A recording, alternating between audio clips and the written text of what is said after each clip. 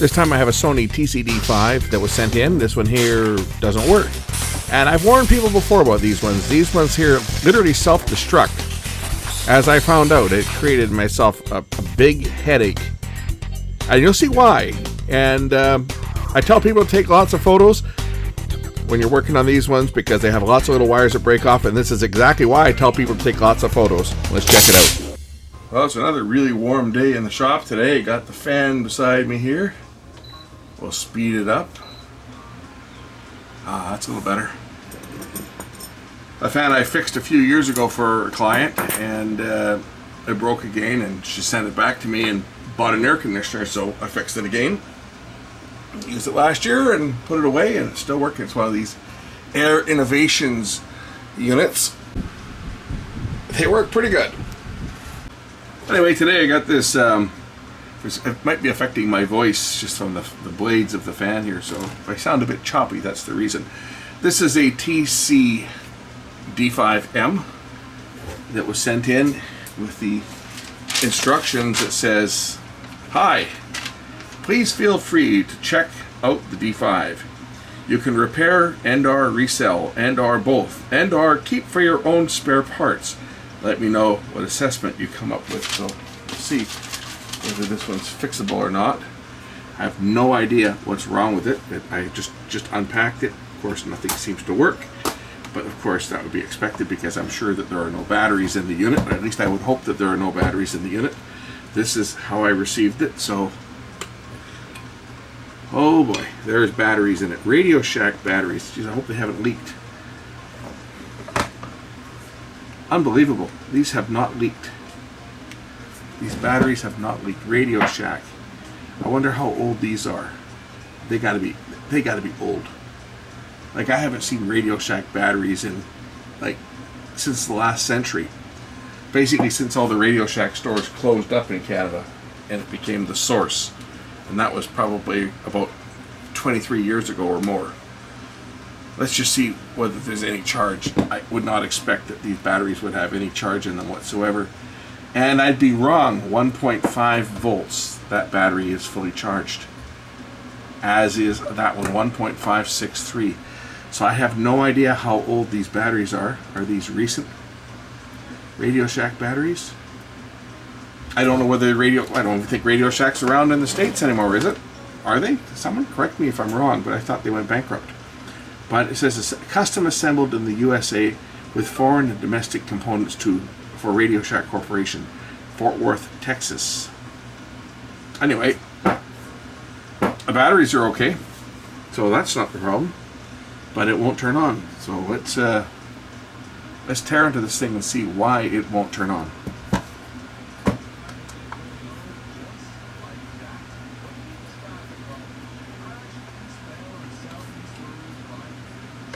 I sold a camcorder today. I'm getting rid of some of the excess equipment that I've collected over the last couple of years that people have left with me.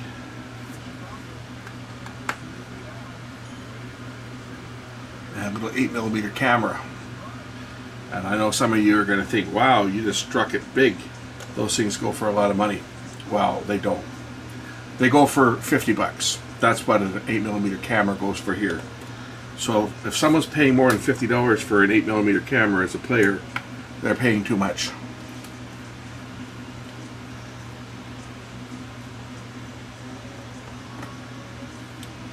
And that was with a power supply, but no battery. Okay, so pop the bottom off this unit. And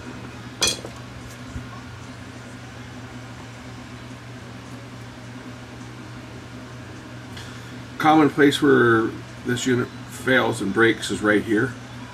This is the DC to DC converter because it's a little brick that's soldered onto the board. It has a lot of mass. It's got a transformer and stuff in it. These units tended to get dropped a bit, and when they hit the ground, they usually landed on the heavy side, which is where the batteries are, and cause this thing to break the board. So first things first, we'll reinstall the batteries, and we'll see whether we've got power going into the DC to DC converter, and if so, do we have power coming out of it. First of all, I'll check to make sure that we've actually got voltage. 2.3. The batteries might be weak, even though they measured okay when it was 3 volts. Yeah, that's okay there, but now when I turn this on, do we have 3 volts going to the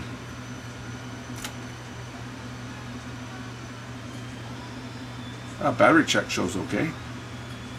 So that part's working. So we do have power getting to it. And do we have +9? We have +9, and we don't have -9. +9, but no -9. Well, that would explain why. Oh, there it is. That's -9. I was on ground. -9. Okay.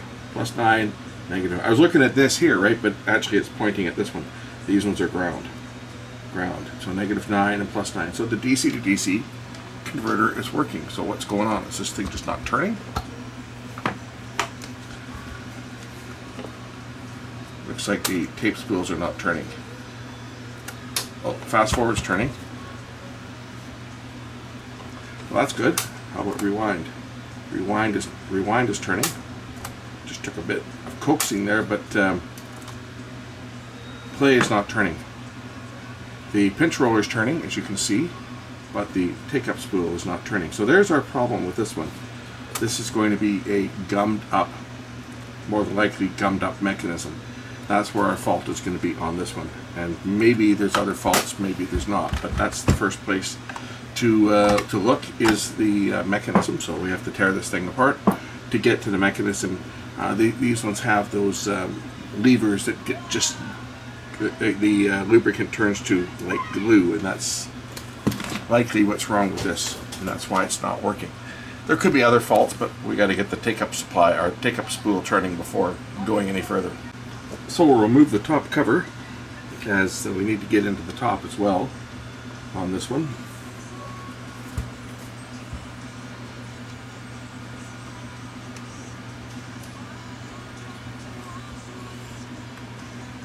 I've still got my D5 that I picked up for 10 bucks.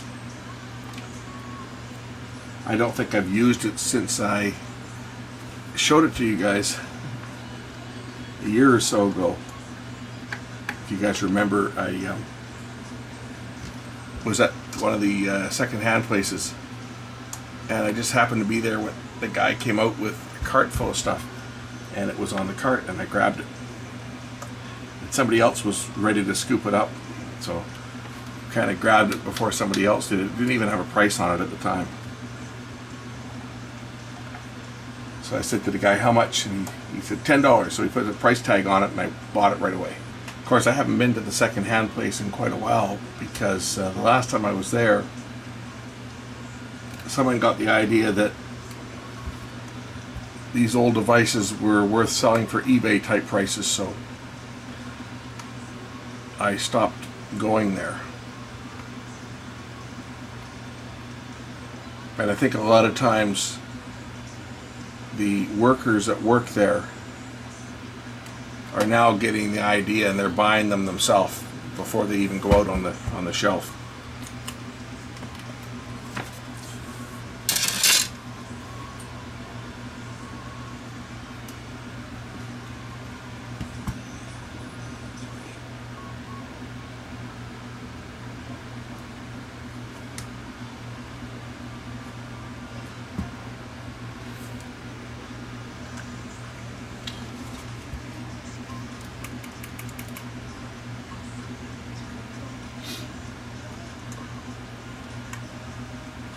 Get under the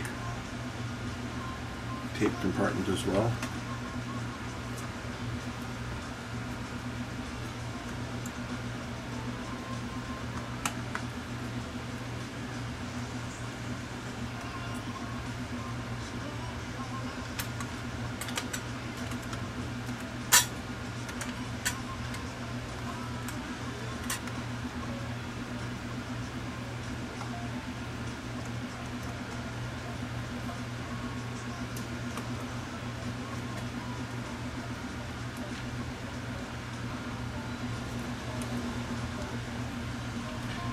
these two screws.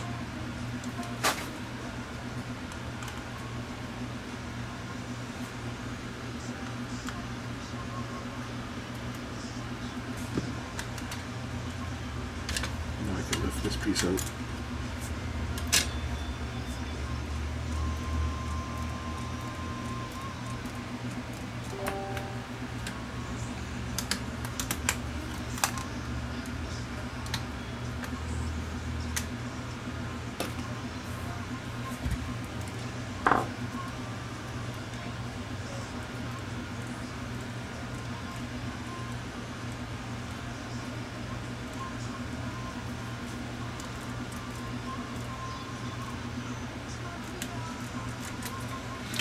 Board.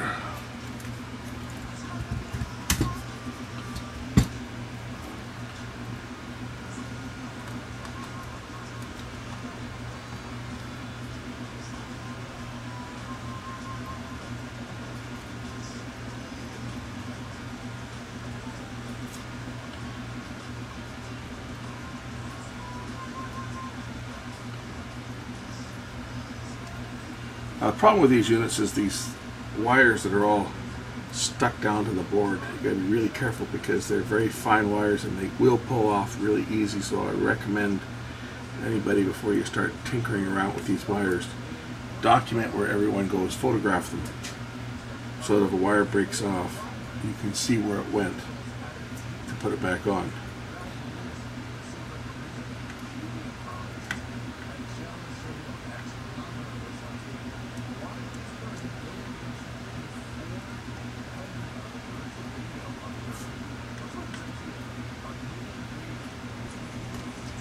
Okay, I need to remove the two wires from the DC to DC converter over here.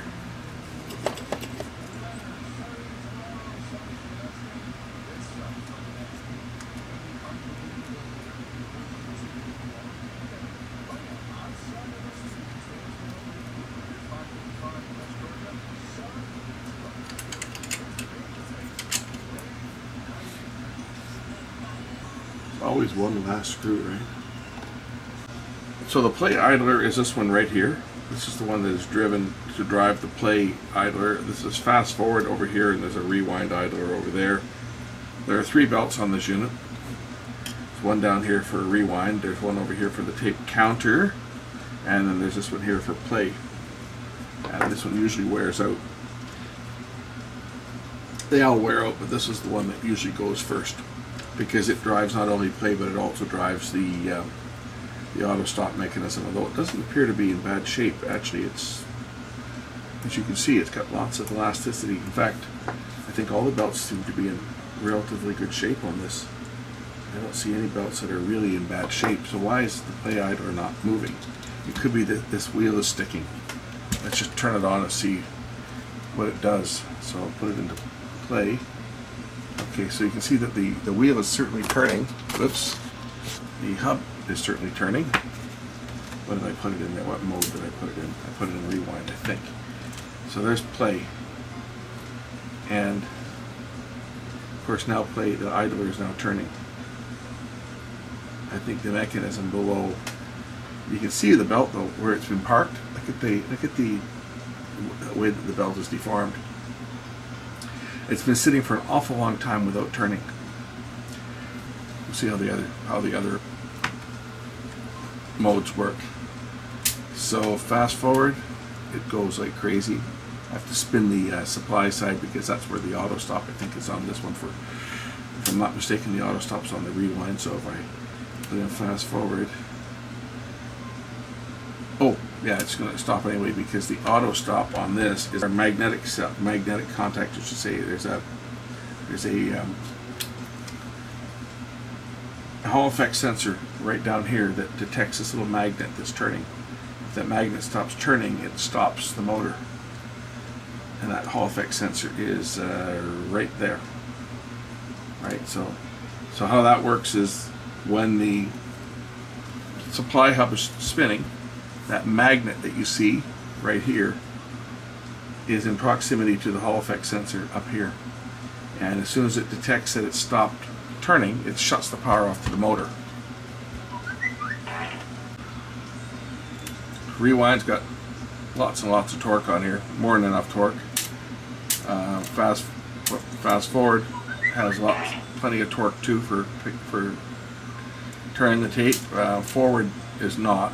It's not so much that the belt is slipping. It's not. It's actually the mechanism down here. This is where the problem is. It's gummed up. Belt is okay. The mechanism is gummed up down here. So we'll pull the mechanism apart and clean this up and see if that'll fix this up. Pop apart the E-clip here. Lift this apart. Which one of these is gummed up?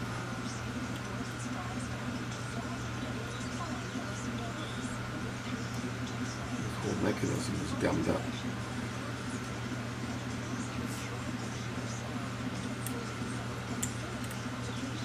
Because an auto stop mechanism, of course, is using that Hall effect sensor when it's on fast forward and rewind, but when it's on play, it's using this mechanism here. As you can see, it doesn't want to move much at all. Just gonna pop it apart.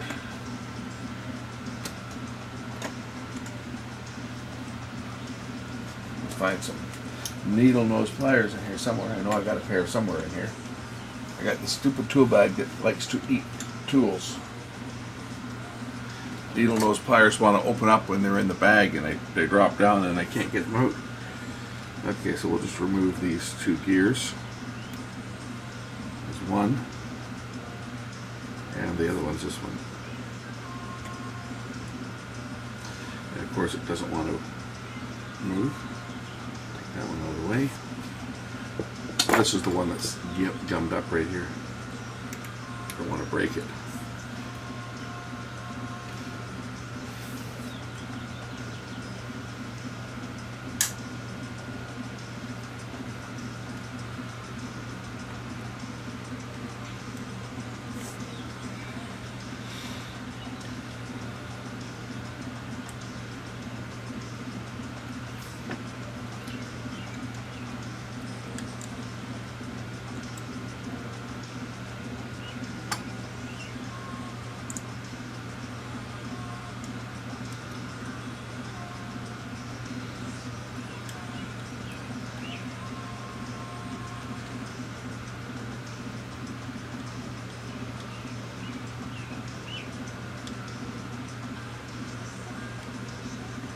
It's really stuck.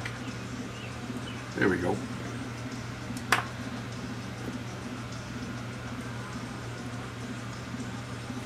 So the lubricant on this gear has basically turned to glue on this post. We'll clean that off with some isopropyl and put some new lithium lubricant on, lithium soap lubricant. See if we can get that one freed up.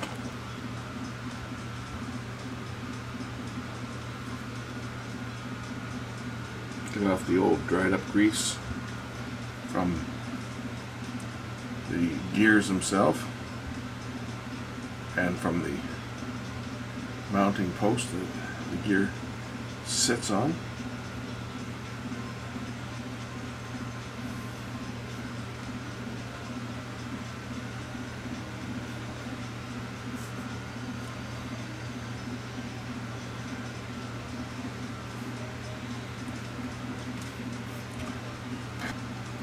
A little bit of the cotton bud, and we'll push it through the hole to clean out the inside of the bearing.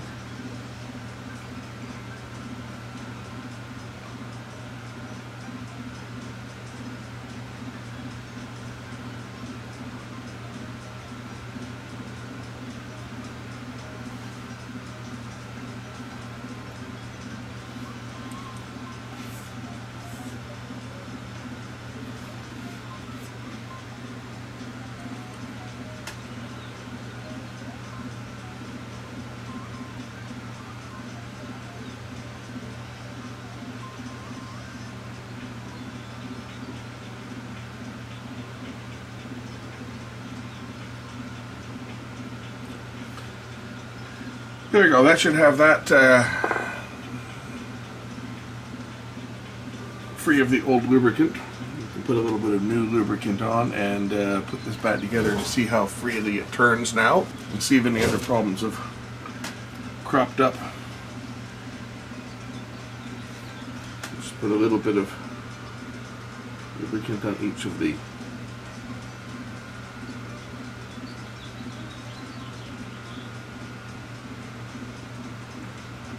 posts.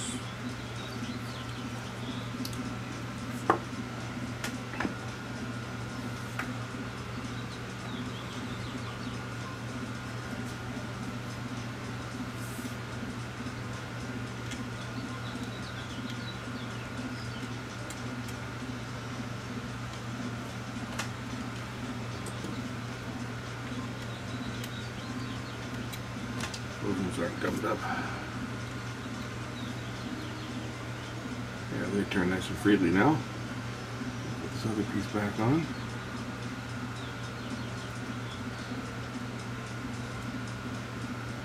These all turn nice and freely. Put the cut washers back on to hold them in place.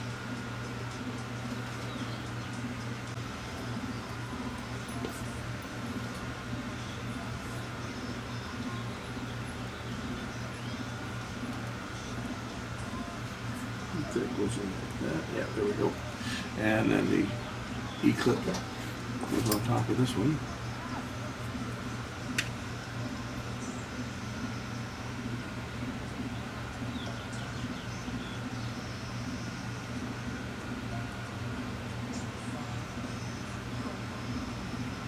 Right.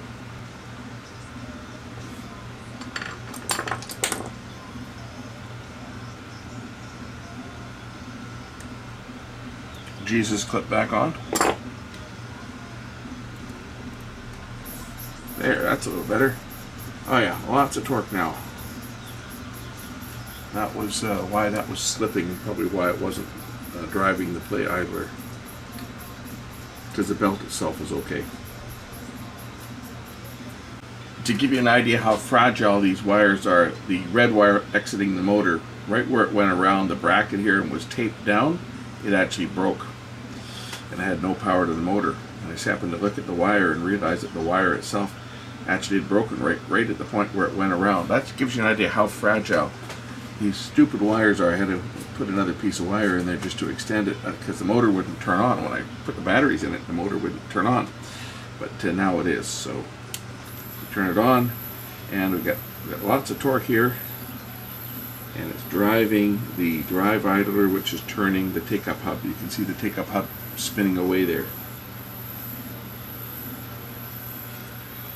So I think at this point what I can do is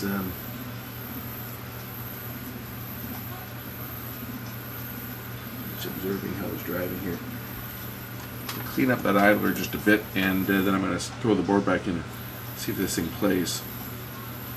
But that belt, as I say, that's the original belt. It's got a bit of a kink in it just because it's been sitting so long, but it's got plenty of torque. Like I have to really push on there hard to stop it from turning. So there's no issues there. It's not that it's stretched and it's not melted, so it should be good for a while, especially if it gets used. And the second wire broke that you guys didn't see, but this orange wire came off the switch, so I had to resolder that too. Again, that's the big issue working on these machines, is that they use very, very small, thin wires, and it really doesn't take much. Just lifting that circuit board out was enough to cause a couple of them to fall off. Or what? Well, one broke, but I think that's probably because it was just taped down around the sharp edge here. The sharp edge had cut through it a bit, and anyway, it got severed, so we had to repair that one.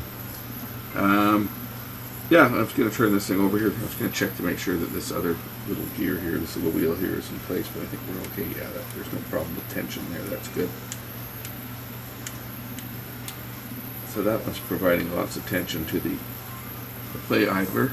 So let's observe the auto stop mechanism, because that's what we repaired, was the auto stop mechanism. Whoops, put it in the wrong mode. I put it in fast forward there. Let's just try play. because fast forward and rewind, of course, deal with the rotation sensor here. Play works with the mechanical stop right here. This little lever that's going back and forth, which is being pushed by the play by the take-up spool. If I stop the take-up spool from turning, you'll observe what happens. So I'll stop it now, and it should now kick off just like it did. So when it's in play, this little lever rides back and forth. It can only drop down so far, but once it stops, you'll notice what happens. So if it's playing now and I stop it, next rotation it drops all the way down and stops. So the auto stop mechanism is working. Some of you might ask why I didn't change the belts. Well, the belts weren't necessary to change. They haven't turned to mush. They're still in relatively good shape. They still have a lot of elasticity.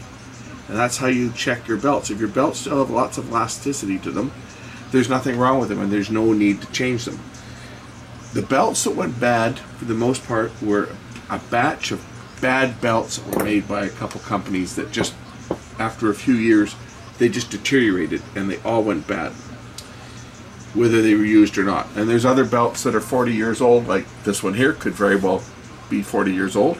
But there's other belts that, 40 years old. I had that Sony 3/4 inch video deck. That's from late 70s.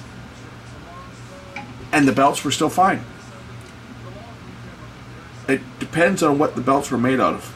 And some turned to goo and melted. Those were the problematic ones. And other ones, they just keep on going. Eventually they might break or they might start to get a bit slippery. But in this case, they're working. There's no need to change them. The problem with this was grease was gummed up down here in the mechanism, which we've addressed that problem. So that part is fixed. I'm going to put the circuit board back in now so that I can test the unit. I just got an email.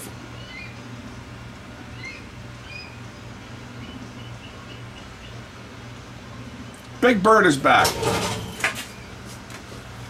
Let's see if we can find Big Bird.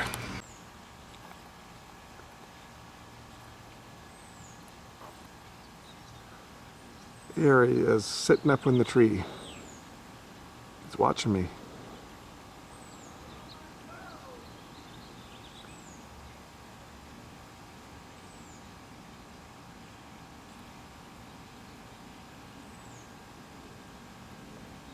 Another one.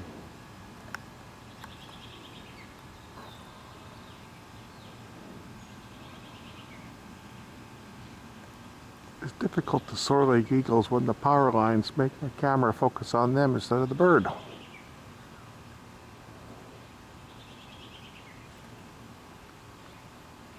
He's circling around looking for dinner. Hope there's no small dogs out. Or cats. That was a crow, by the way, by comparison, so you can tell the size difference. That's a big bastard, that one. He's a long ways out, too. I'm zoomed in as far as I can go on the camera.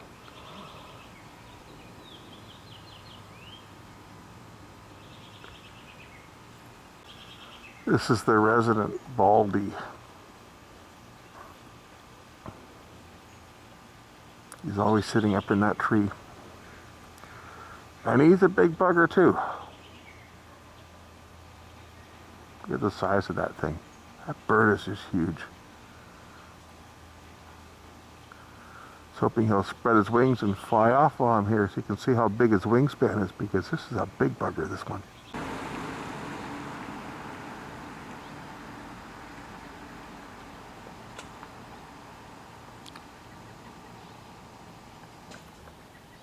Look at the size of the beak.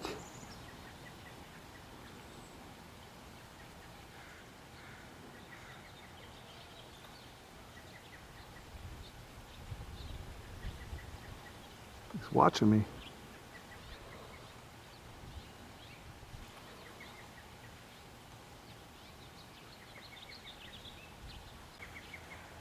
He might be getting ready to fly.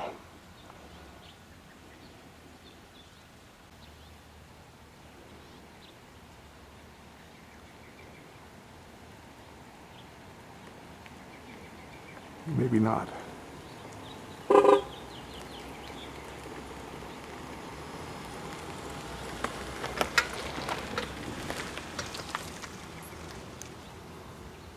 So it's important to resecure the wires, any wires that were disturbed, because we don't want them to get pinched and stuck in anything in the mechanism, and then we'll pull up the slack on this side.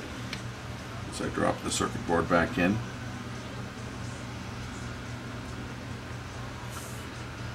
Then we can test the unit once I've got the board back in place. These make me nervous with these wires that are just so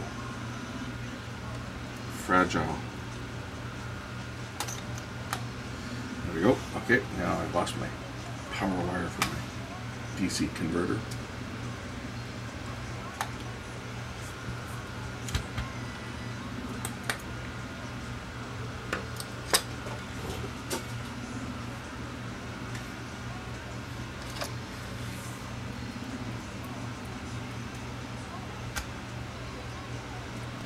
Of course, I got to put all these screws in so that the grounds are connected for one, but also got to reconnect the DC to DC converter, or the amplifiers won't work.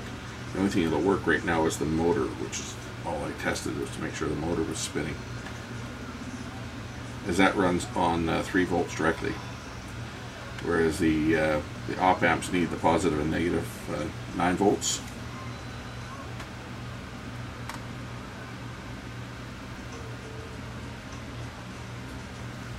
There. Pretty sure that was where the black one came from.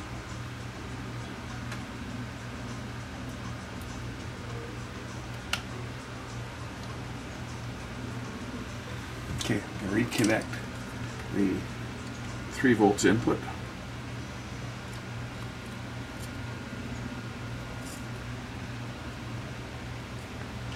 And of course the ground.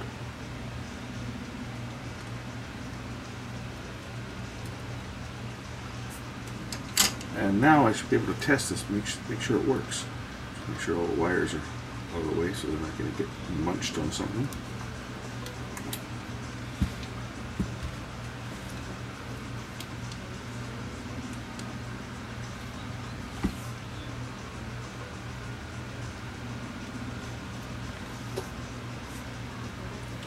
Pop the good old Radio Shack batteries back in. Alright, let's see if the mechanism works. First of all, how does rewind work? Rewind's got lots of torque on it. Fast forward's got lots of torque on it. And play has plenty of torque on it as well. One thing I've noticed on the unit is that we seem to have another problem, because as soon as I put it on play, or any mode, the meter's immediately pinned. So looks like we may have an electrical problem on this as well that will need to be addressed before I can test it out, because obviously when it's doing that, it's not going to play any sound with the meters going off the end of the scale like that. So we have a secondary problem.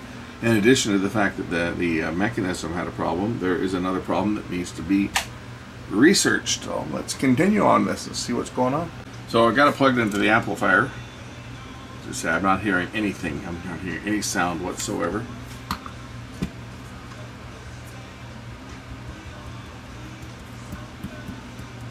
Little wet finger test on here, and nothing. I heard nothing out of the speaker itself. I got the monitor turned up all the way. If I touch the recording head, we would expect to hear a hum, but I'm hearing nothing.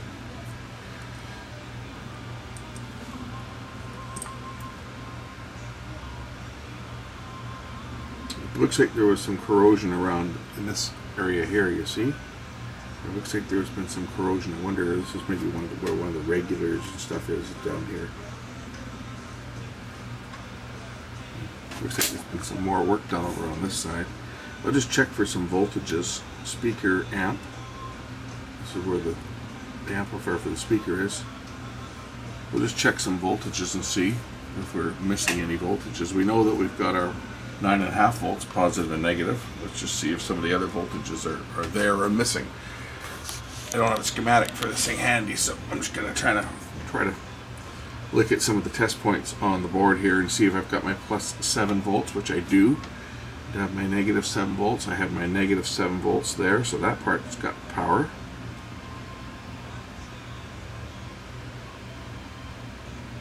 We know the motor's running because we can see it spinning. to the top side here and just check some voltages over on this side.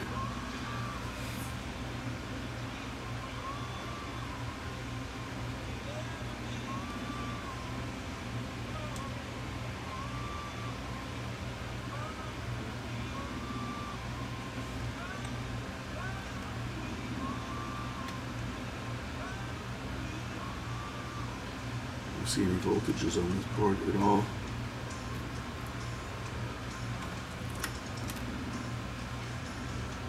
I'm sure it's probably going to be a missing voltage somewhere. Check this regulator out back here. It's going to use a ground reference around my probe somewhere.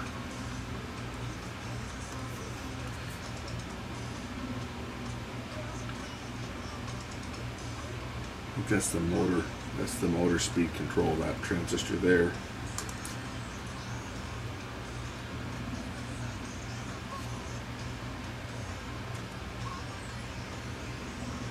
Six volts, 5 volts.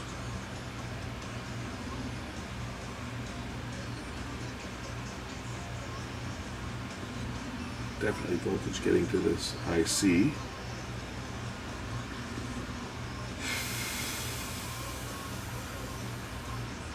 May need to get a schematic for this one.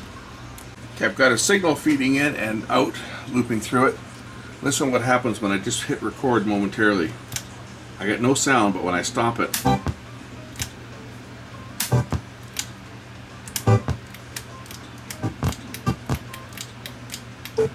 and the record light's not indicating it's going into record. I wonder if that record switch is bad and dirty. Possibility that the record switch is acting up.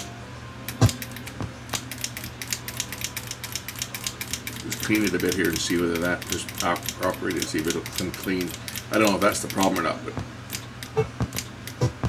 we're certainly as soon as I put it in record, I get the meters peaking, just like if I put it into play. The meters peak immediately, like there's a big DC voltage.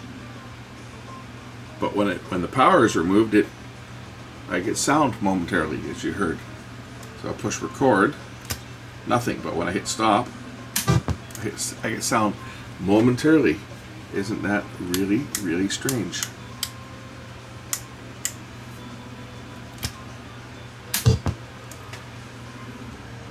Except for this wire. Where the hell did this wire come from? Is this from this unit? Did a wire fall off it? Isn't that interesting? Where did that come from? I just noticed this wire lying on the desk. Did a wire fall off somewhere? Well, that's a possibility. I guess I got to go back and look at the original footage. But there's certainly is a wire that's just lying here on the bench, like it fell off from something. That might explain why it's not working. But where does it go?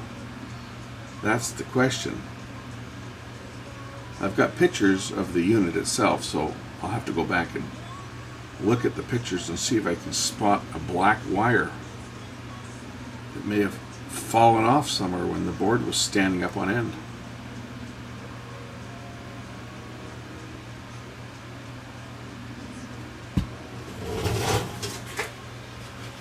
This is why I always stress take photos in case something happens, and I think that wire must have come off from somewhere, but where I don't know. But fortunately for me, I have of my own unit that I can pop the bottom off and just look and see where that wire goes.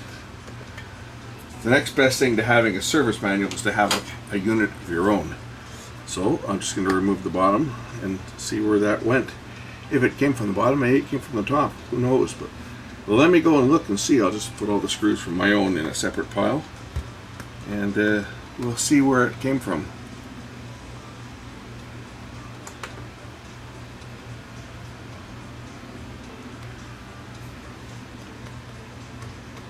I mean, these were nice units, but they weren't really built to be repaired. Like Sony would have never guessed that anybody would be using these things 40 years down the road. And they built them with a lot of wires in them, which is, they're very prone to breaking off. They're such thin, fine wires. So I think I got all the screws out. Bottom should pop off of mine. and maybe we can see where that black wire went. Got all mine taped down. It sure looks like this black wire sure looks like it came out of this thing somewhere in here. I think I see where it came off of. Looks like there's the black wire right there, and on this other one the black wire is not there. So that looks like that's the wire there. It came off the top. It probably stuck to the lid, and when I took the front top off of it here, when I lifted off the top cover, it likely stuck to this and got pulled off. That's likely what happened. But anyway, there's where it is. So this is the black wire. Let's just tack it back down, and we'll see if that gets this thing working for sound wise. I hate these machines. Have I mentioned that? I just hate them. They are a real bastard when these wires start to fall off, and they do, just from the way that they were constructed. They're so thin, these wires, so it goes right down to here. Looks like it's right to where it says 8302. Right there is where one end of the wire goes. It's to be right there. If we look at the image here. There it is there, right on that junction right there. So let's put that wire on there, and then we'll put the other side on.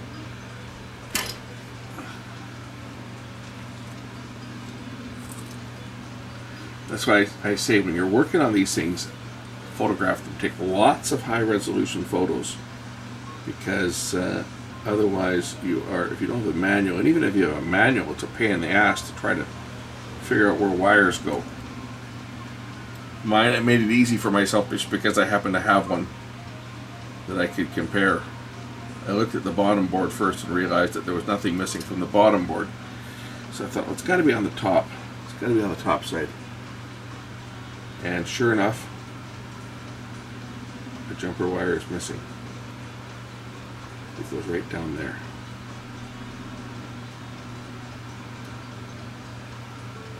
And the other end of it goes, where's it go? It goes all the way around the back here, and it goes under this. And it goes down to this little capacitor right over here. That's where it goes. If we look here, it goes right to that connection point right there. Where all that corrosion and stuff is. That joke. So right there. Let's just put that wire over to here.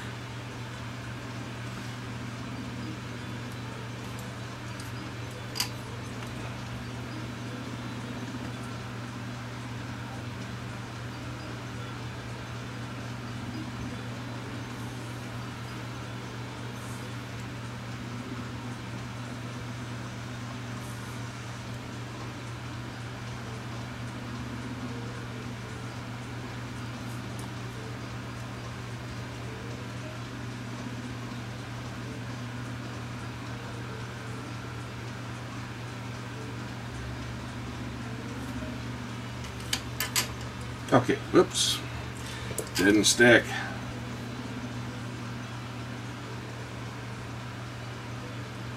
Note to myself, hold it in place until the solder actually solidifies. Although I think my solder is a little bit high there. Take that down a bit.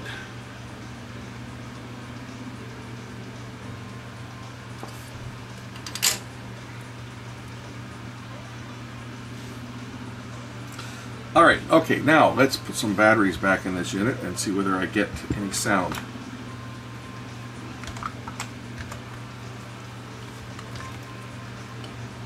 Of course, when I put it into record, I had pinning meters before, and now I don't, and now I have sound. So that wire is what the problem is. That ground wire came off. Keep that in mind if you're working on these things. Wires stick when you remove things. I was going to put mine back together before I lose any of the screws from it. Alright, mine's back together nice and safe, so I don't lose any parts and get anything mixed up. Let's just see whether this will play a tape. So fast forward works, rewind works, does play work? Yes, it does. built-in speaker too. My phone. That's my phone, by the way.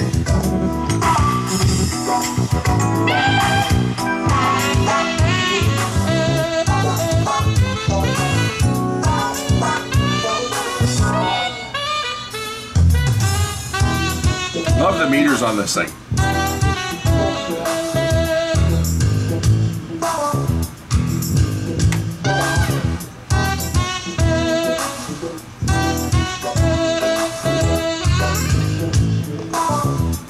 Alright, time to start to reassemble this unit.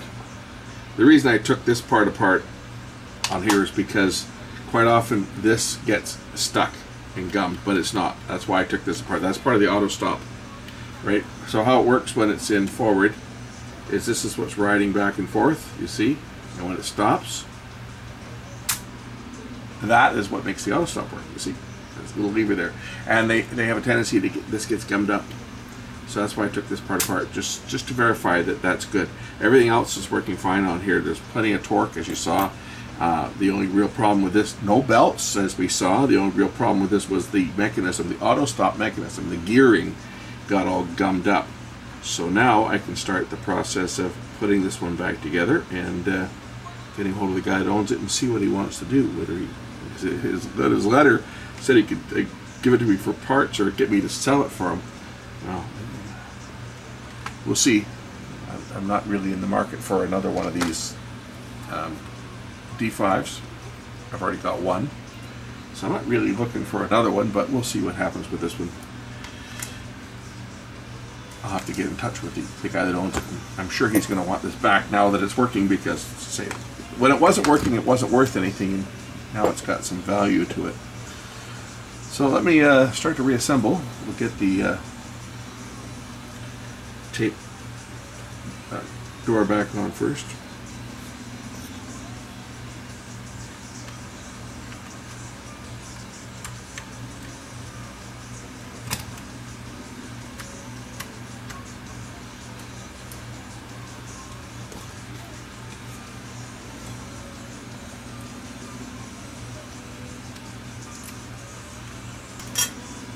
Drop that in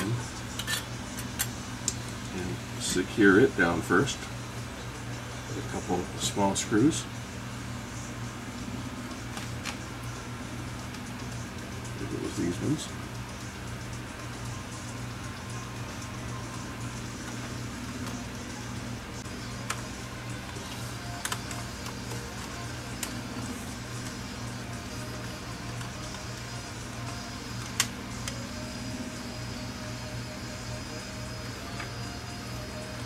Why is it always when you pre-fit something off camera, right, to see how it goes together before starting the camera up, why is it always goes together perfectly, and then as soon as you start up the camera, it doesn't want to go in? Not always the way. Perfect every time until the camera starts, and then it just doesn't want to work. I know someone's going to say, you missed a screw in there, I didn't see you do it. So I'm pointing it out that, yeah, that screw is in there, I just didn't show it on camera. Like many things don't get shown on camera, but it seems like I have the nitpickers out there that think that they spotted something which they didn't spot, and they have to bring it to my attention like I missed something because I didn't show it. So I have to show everything to everyone, because if they didn't see it, then it didn't happen in their mind. So I have to show everybody every little screw that goes in to prove that I know where things go and I didn't miss it. Secure down the wires in the bottom here.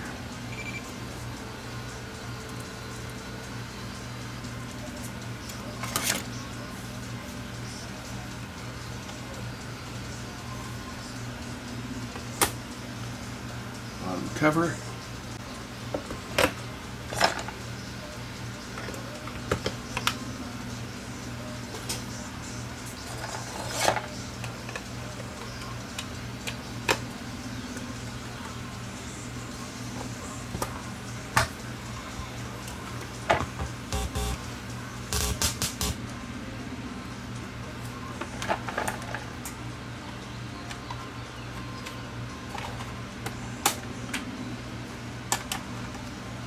and the auto stop works. Rewinding, if I stop it from turning, the motor will shut off. There, it's off. Fast forward, the motor will shut off. If I stop this, if I spin it, it'll continue to spin because it's monitoring that magnet. If I stop spinning it, the motor will shut off. And we already know that the play one, when I hold it from turning, it will stop. So we know that the auto stop works. There we go. It plays. We'll grab a recording tape, we'll do a test recording. Just have a standard tape on this one. Going to record, we'll set our levels. Okay.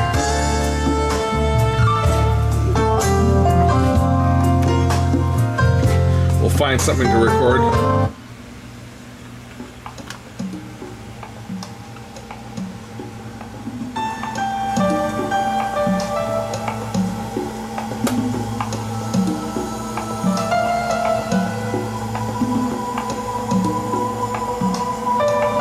Works.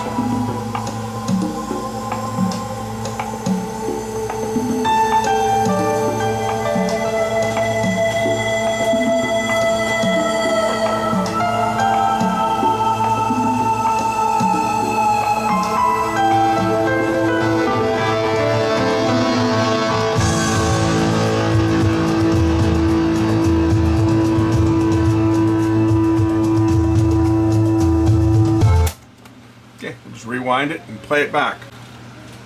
Tape's rewound. Got Dolby turned on.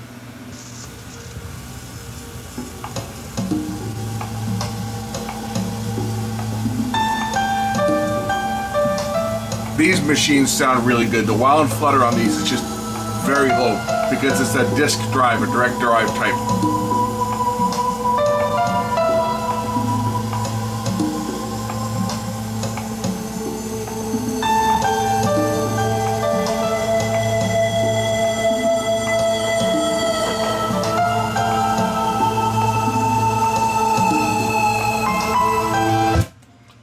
Sounding good. I'm just going to clean and demagnetize the head, and then this one should be good to go. Plug in the demagnetizer.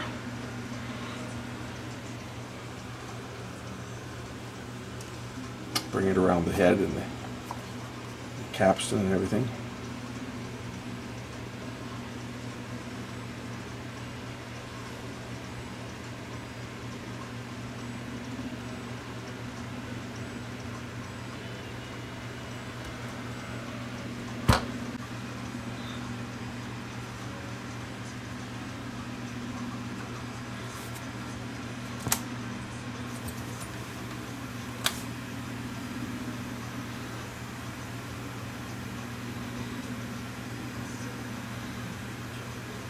Yeah, fairly dirty.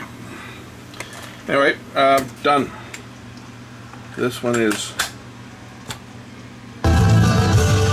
ready to go.